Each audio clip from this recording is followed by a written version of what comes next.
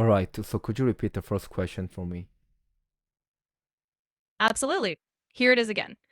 What stands out to you the most about God's promise, I will be with you in Exodus 3:12, when it comes to defining a pastor's calling today?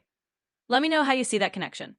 So in Exodus chapter 3 verse 12, God calls Moses as the leader of the Israelites, and his calling and Moses' calling was to lead people to serve God, and that was the very proof that he was sent by God.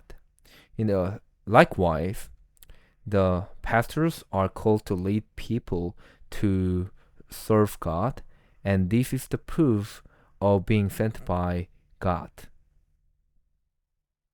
That makes a lot of sense. I like how you're linking Moses' calling directly to a pastor's role today. In other words, just as God assured Moses that he would do with him as he led the people, that same divine presence and proof applies to pastors who lead others to serve God. So it's really about that assurance of God's presence as the core of their calling. Now let's keep the conversation going.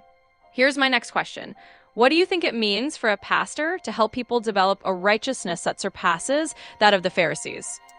So it means that we must obey the law Jesus has fulfilled. The righteousness here, mentioned in this verse, does not refer to the righteousness that comes from confessing our faith in Christ.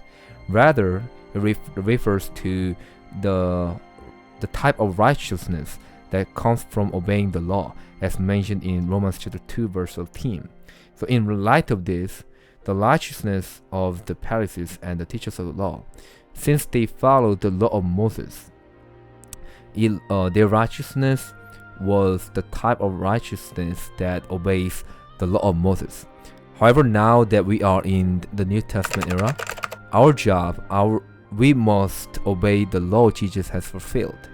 So, having the righteousness that surpasses that of the Pharisees and the teachers of the law means uh, having obedience to the law Jesus has fulfilled, which was deepened and completed by Christ.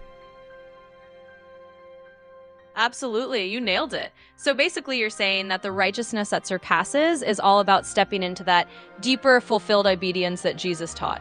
It's not just about the letter of the Mosaic law anymore, but about living out the spirit of the law as Jesus completed it.